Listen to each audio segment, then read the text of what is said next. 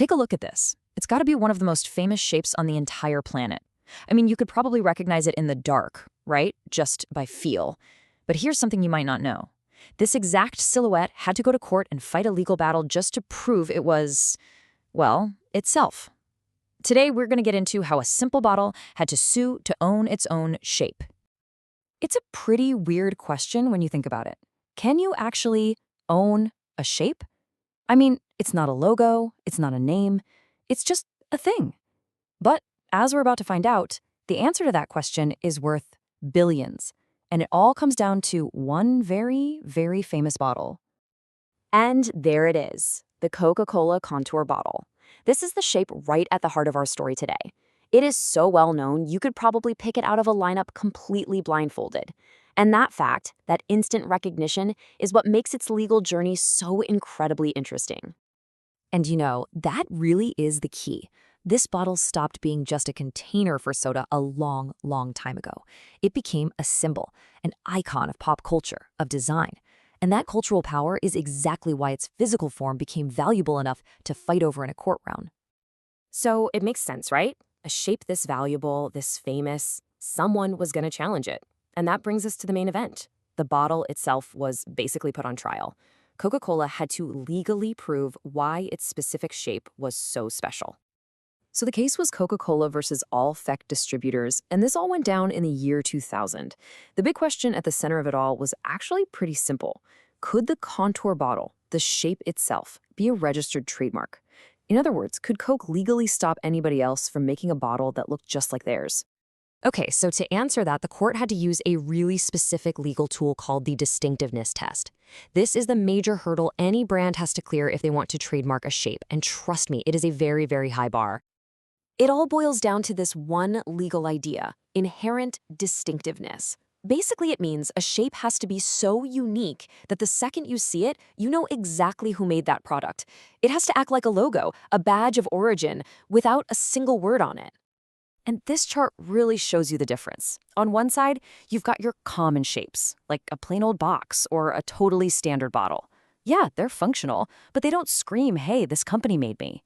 But on the other side, you've got those rare shapes that act as brand identifiers, the ones that tell you exactly what you're looking at before you even read the label.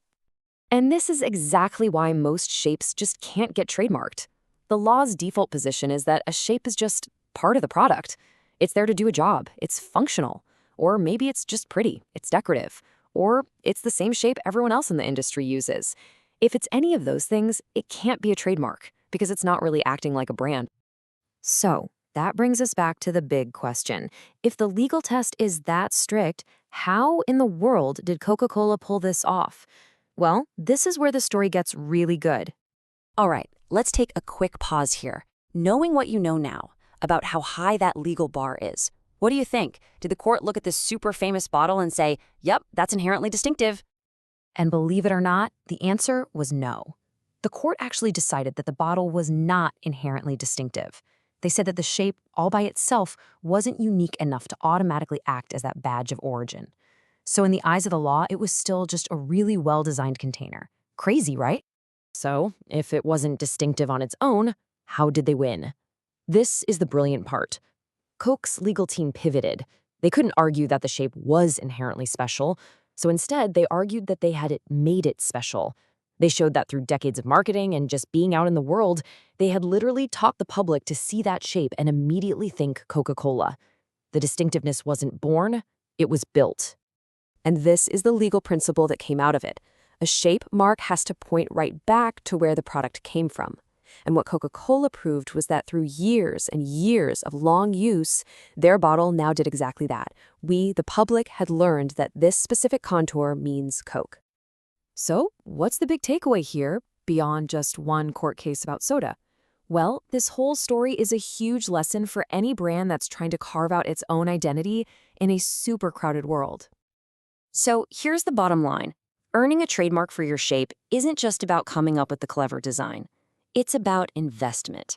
It's about the long, slow, expensive work of teaching millions of people that your shape is your brand, until the two are just completely inseparable in our minds. And in the end, that's why the contour bottle is the perfect case study.